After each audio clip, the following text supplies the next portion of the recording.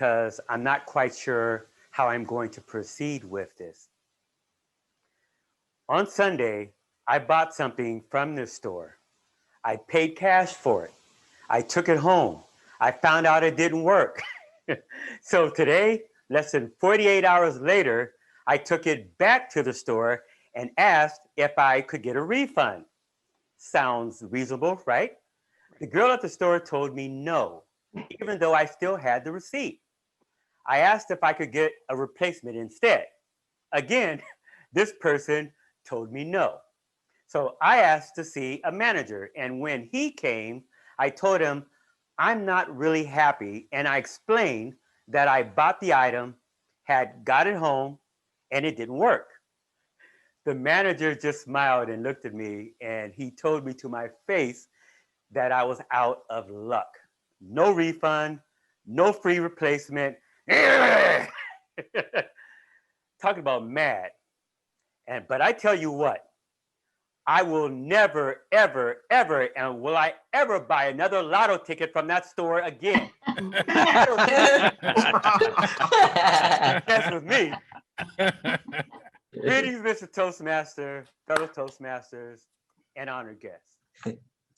The story I just told might have been a little bit of a story, but how many of you can think of many times in your life when someone was asking for your hard-earned money and you had this thought going on in your head?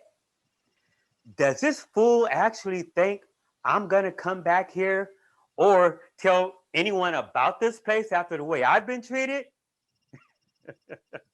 I don't think so, right?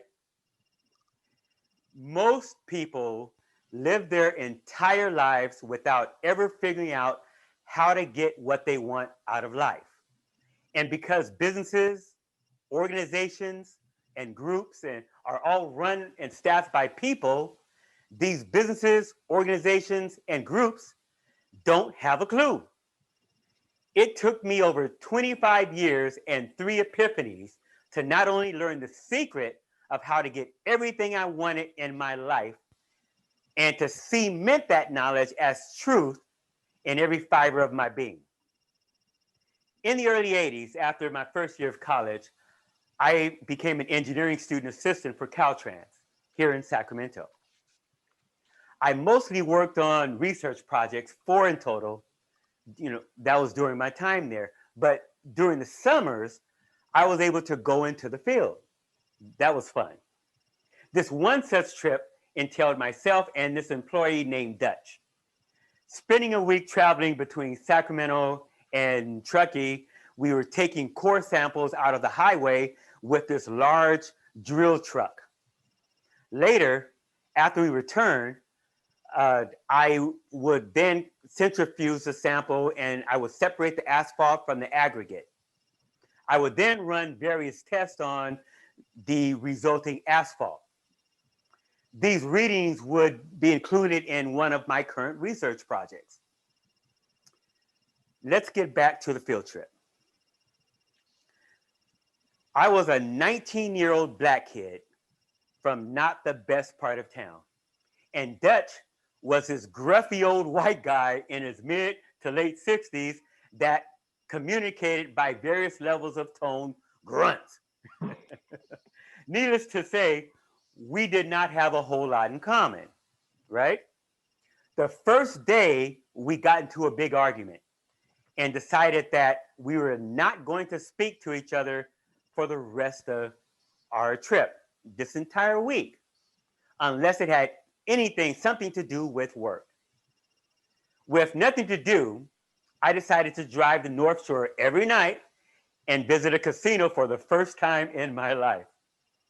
Let's just say, after losing money at the blackjack table, busting the left brake light of the Caltrans vehicle that I was driving when I was trying to park after I got back to the motel, and then having to come up with a story to my managing engineer when I got back about how said light got broken. And I was on a mission to get my money back from the casino. After almost 5 years, reading books on blackjack, and learning how to count cards. It all culminated with me writing the statistical analysis program. You see, I wrote a program for one of my research projects that would allow me to analyze the beta coefficients of 19 different variables. Since I had written this program for work, it seemed a shame not to use it for my vendetta against the casinos, right? I dealt myself 500 imaginary hands and kept track of 5 different variables. And after spending a couple of days analyzing the variables, I headed to Lake Tahoe with vengeance on my mind. Well, after going bust in about 15 minutes, I quickly realized that even though there were no flaws in the program, there were flaws in my execution. And after 5 years of battle, I waved the white flag and vowed never to leave money in any casino again without getting something in return. Since 1985, I can say that I have done just that. That was my first epiphany. My fortune or success was not going to come from a casino, game of chance, or just plain without me causing it to happen. In 1993, I got involved in a direct selling company and built a network of people like me that totaled somewhere between 30 and 40,000 people. It was then that I had the second epiphany. All roads to success lead through other people. By this time, I thought I had it all figured out. Years of experiences and lessons had me thinking I had it all dialed in. Then I filed bankruptcy in the late 90s from a failed telecommunications consulting company that I started just a couple of years later. Really. Even though I was successful building such a large network of salespeople, several years later, I realized that I really did not understand how I did it. I had no clue. Over the next 5 years, I rebuilt my financial picture, started 4 businesses, and with any definition of success that I could think of, I was successful. And then it happened. Even today, 13 years later, I can still see myself sitting in the back of that room in 2007 with pain in my stomach, so real it felt like I had been gut punched. Tears were coming down my eyes and so fast and in such volume, it soaked the paper that I was trying to write on with an ink pen, ink smudged all over. Never before had I felt so unempowered and lost because I learned that the foundation that allowed me to train and mentor thousands of salespeople in the 90s and build 4 businesses in the 2000s was flawed and insufficient completely. My world was rocked, people. 20 years prior to that event in 1987, I was on the island of Oahu in a restaurant on the top of the Ala Moana Hotel with a gorgeous view of Honolulu, and I mean gorgeous. That was 30 years ago, and even though I cannot tell you exactly what I ate, it was probably mahi-mahi, knowing me. I can tell you that meal set me back almost $200 with wine. All the usual things were memorable about that experience that usually comes with eating at a 5-star restaurant. Sniffing the court, meal presentation, ambiance. What I will remember most, however, was a busboy and his pitcher of water, hunkered down in the corner, watching the water, the level of my glass, just watching it. We had 3 to 5 people assigned to our table, and it appeared to me that busboy's only job was to look at my glass and make sure it never got below half empty. I felt so good after that meal that I tipped the waiter and his crew $100 on top of the $200 I'd spent on food and wine. I worked for the state of California, and this was at the beginning of my career. So I was not a rich guy, believe me. This was my first experience with understanding customer service. How do I know that it was outstanding customer service?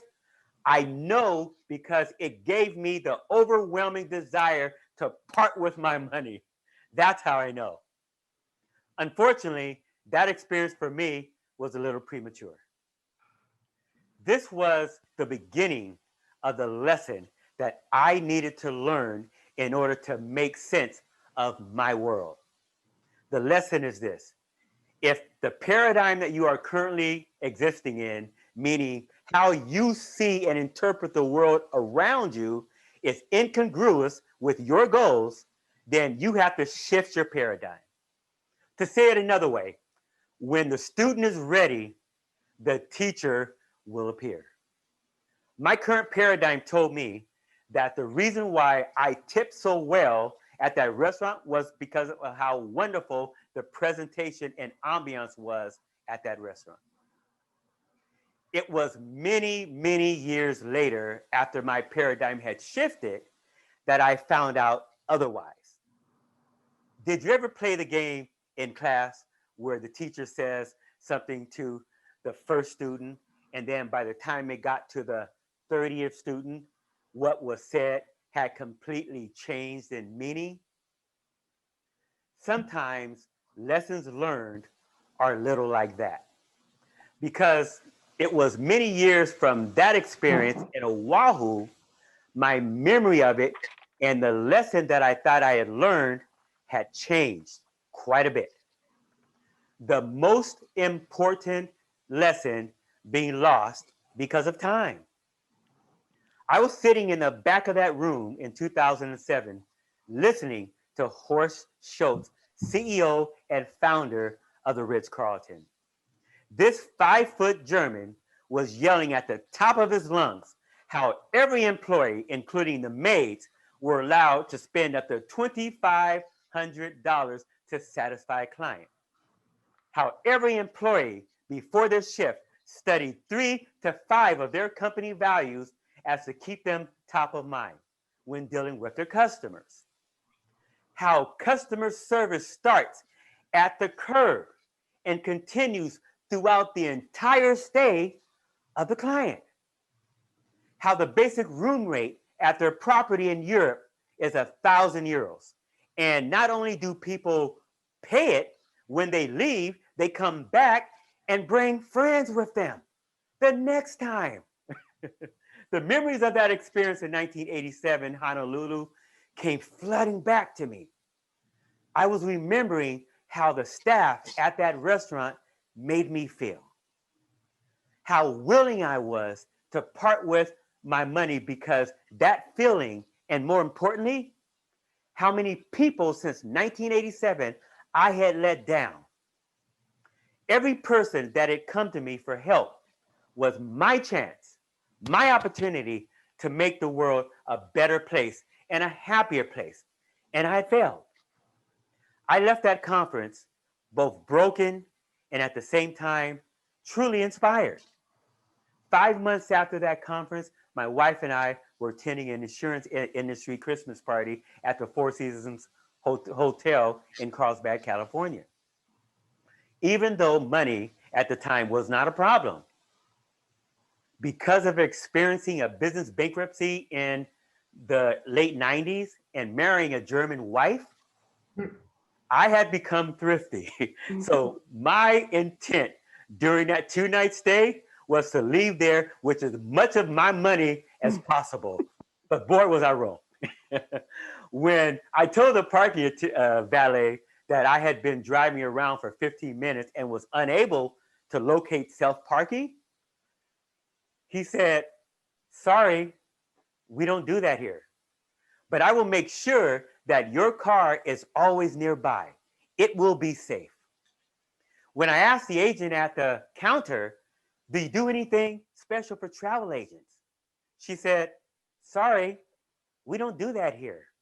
But let me see what I can do." As she walked completely around the counter to present me with my room key and to escort me to the elevator, she said, "And by the way, I was able to give you a slight upgrade. Now, when we get to the room, I cocked my head to the side and I could see that the slight upgrade was a sliver of the ocean coming through the window. Just a sliver. But that sliver of ocean made me feel special. In the convenience store, the clerk asked my wife if we were enjoying our stay. My wife happened to mention that our room was a little cold. 5 minutes after we got back to our room, there was a knock on the door and it was the electrician. He said, I hear you're having some problems with your thermostat. My wife looked at me and said, oh, it's fine. I can just adjust it. The electrician said, sorry, we don't do that here. But let me tell you what I'm going to do. I will take care of everything from the basement. That way, you won't have to worry about messing with that thermostat. Seriously. This level of service went on for 2 days. And whereas the first day I'd gone to the mall to eat, as I didn't want to incur a really large dinner bill, that was the last time I left that hotel. In fact, we extended our stay an extra 2 days, paying the going weekend rate. Really, we didn't care about the cost. I tipped so much and so often that at times the tip was close to the actual bill. I could not wait to give these people my money just because of the way they made me feel. And that was the lesson. I could go on and on about the experience, all the little things that made us feel special. But this brings me to my third and last epiphany. If it is going to depend on me to make it happen, and all roads to success lead through other people, then the better I can make these people feel, the more guaranteed my success is. Duh! You can go through life having mediocre experiences, relationships, and successes. Sure, you can do that.